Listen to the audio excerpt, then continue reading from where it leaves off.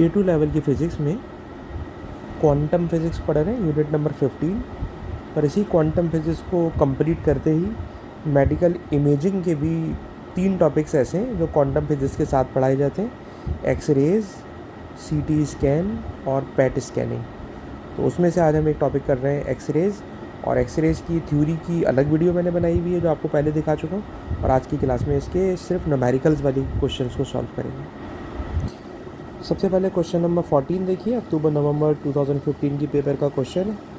और इस क्वेश्चन में ये एक मीडियम है, इस मीडियम के ऊपर एक्सरेज इंसिडेंट हो रही हैं।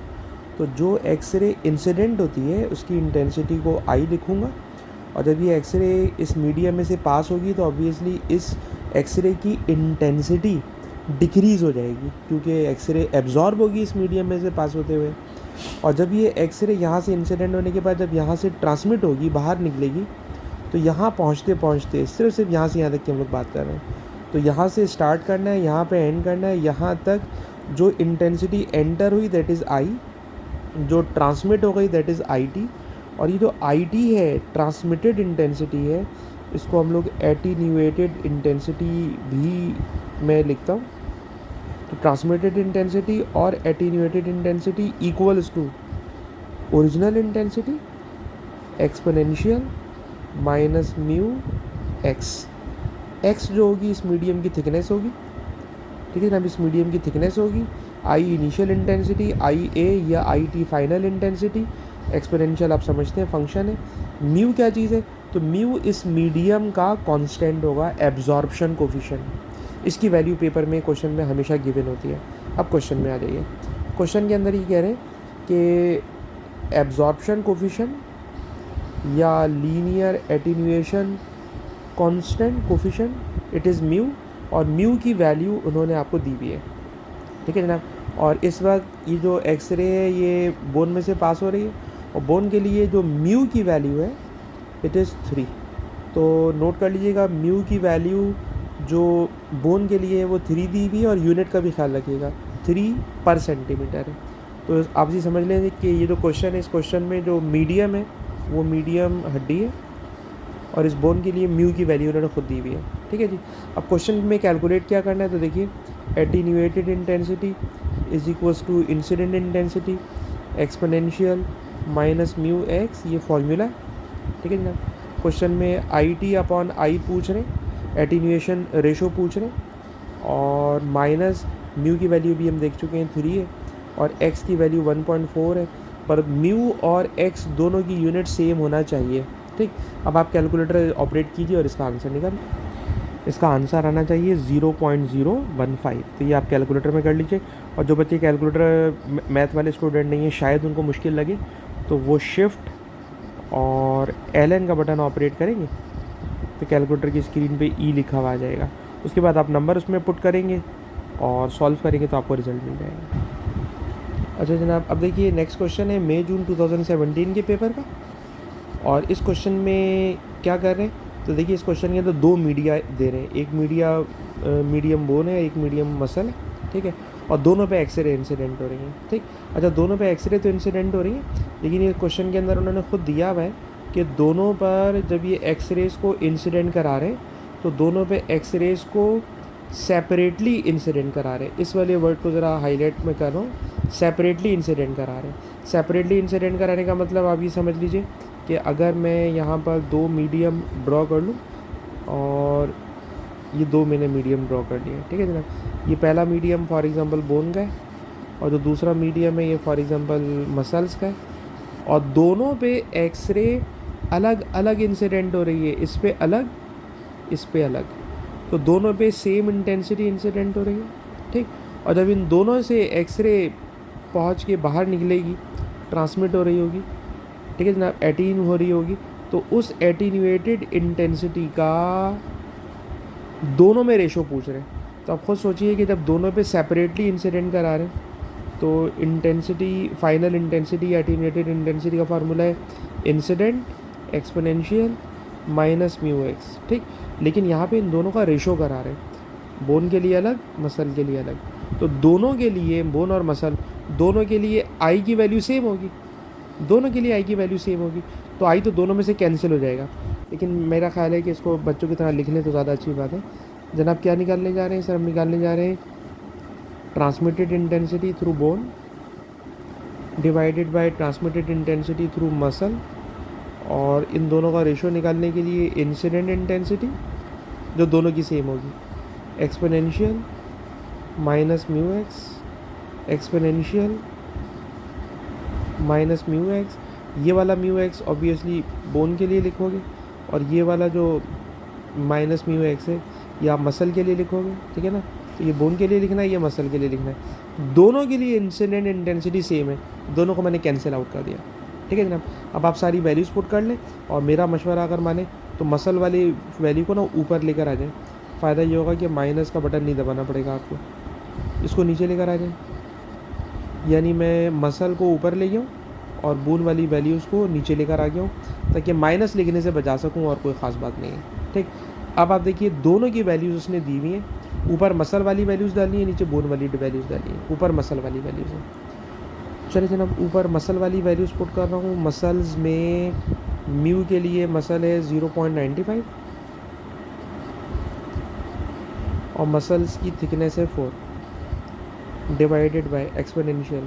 बोन के लिए म्यू है 2.9 और इसका एक्स है 1.5, और ख्याल है कि दोनों की यूनिट लाजमी सेम होना चाहिए। अगर यूनिट में गड़बड़ होगी तो आंसर ज़ाहिर सी बात है सही नहीं आएगा। कैलकुलेटर में दोनों को डिवाइड कीजिए, और शिफ्ट एल एन ये वाले number divided by shift L N ये वाले नंबर, और जब आप इसको कम्प्लीटली सॉल्व कर लेंगे तो आप कैलकुलेटर से इसका जवाब निकालेंगे। इसका आंसर मिलेगा आपको 0.58। 0.58 बहुत आसान सवाल है, ठीक। ये एक और क्वेश्चन है, रीड एंड राइट का 31 है, पेपर का 2013 की पेपर का क्वेश्चन है, और इस क्वेश्चन में भी दो मीडिया हैं और दोनों मीडिया के ऊपर सेपरेटली एक्सरे को इंसिडेंट कराया है। तो ये भी बिल्कुल ऊपर क्वेश्चन कराया और बिल्कुल सेम स्टाइल का क्वेश्चन है। तो दोनों पे सेपरेटली इंसिडेंट करा रहे हैं, और आपने ट्रांसमिटेड इंटेंसिटी का रेशो निकालना है, बोन के लिए अलग मसल के लिए अलग डिवाइड करके। तो ये सवाल होमवर्क वाला है, ये मुझे नहीं कराना चाहिए, ये क्वेश्चन आप खुद से करें।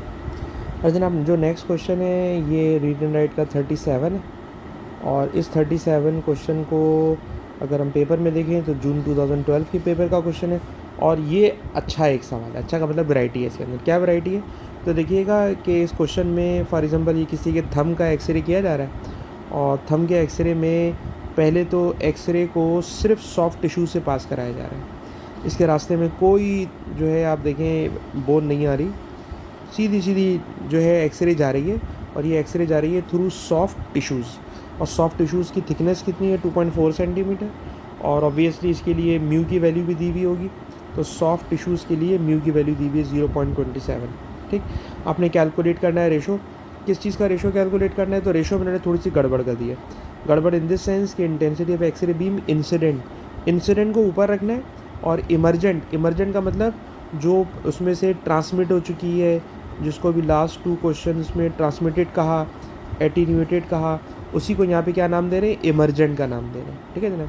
तो क्वेश्चन में हम लोग यूजुअली जो क्वेश्चंस कर रहे होते हैं, भी पहले जो मैंने लास्ट 2 क्वेश्चंस कराए उसमें transmitted, incident, exponential minus mu x था। इसके अंदर क्या कह रहे हैं, इंसिडेंट इंटेंसिटी को ऊपर रखना है, और इमरजेंट को यानी ट्रांसमिटेड को नीचे रखना है, और ये एक्सपोनेंशियल डिवाइड मल्टीप्लाई है, माना कि डिवाइड होगा और नीचे से ऊपर आएगा, तो ये माइनस से साइन प्लस हो जाएगी। तो ये मैथमेटिकल स्टेप को इतना मुश्किल नहीं है। इसमें मैंने आई अपॉन आई टी बनाने के लिए ये मल्टीप्लाई था, वहाँ जाके डिवाइड होगा, नीचे से ऊपर लेकर आया तो प्लस हो गया, तो ये मैंने कैलकुलेट करना है। अच्छा जी, अगर आपने ये कैलकुलेट करना है तो इसे कैलकुलेट करने के लिए एक्सपोनेंशियल लिखना है म्यू। तो ज़रा देखिएगा म्यू की वैल्यू ए बी यानी सॉफ्ट टिश्यूज़ के लिए, सर सॉफ्ट टिश्यूज़ के लिए म्यू की वैल्यू है 0.27, तो म्यू की वैल्यू लिखी मैंने 0.27, और सॉफ्ट टिश्यूज़ की थिकनेस, ये दी थिकनेस 2.4 सेंटीमीटर, तो 2.4 सेंटीमीटर यहाँ लिखिए, और इसको कैलकुलेटर से सॉल्व कर लीजिए।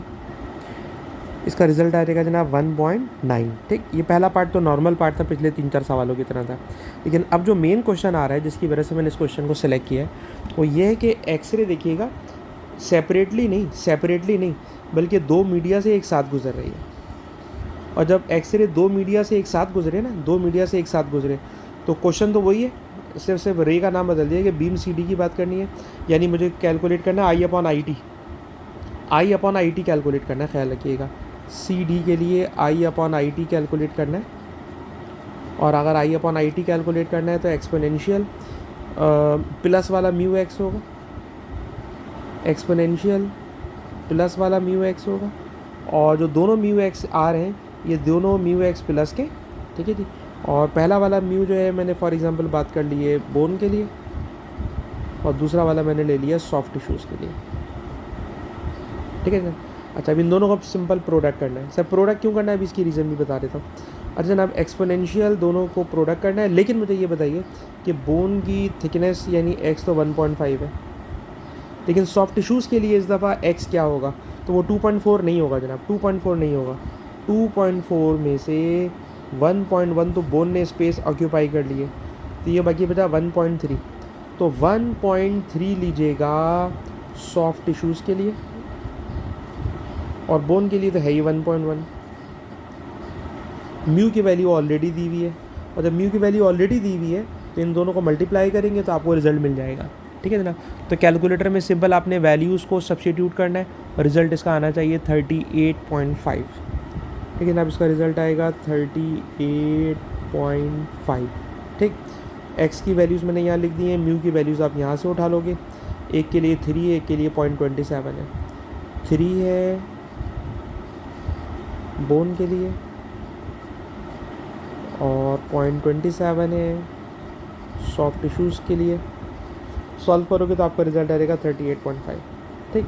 सर मल्टीप्लाई क्यों कर रहे हैं, तो मल्टीप्लिकेशन में आप याद रखिएगा कि ये जो हम लोग रेशो कैलकुलेट कर रहे होते हैं ना, तो इस रेशो का मतलब ये होता है, ये वाला रेशो तो खैर पॉजिटिव रेशो है, जो भी हम लोग पिछले क्वेश्चन में नेगेटिव रेशो कैलकुलेट करते हुए आ रहे हैं, I is equals to I T is equals to I exponential minus mu x, ठीक।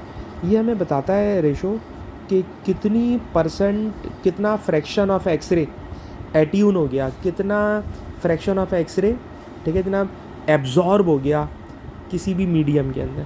अच्छा, एब्जॉर्ब होने के बाद जब दूसरे मीडियम में जाता है तो वो फर्दर एब्जॉर्ब होता है, तो वो जो फर्दर एब्जॉर्ब होता है वो पहले वाले मीडियम में जितना एब्जॉर्ब हुआ होगा उसका फर्दर फ्रैक्शन होगा।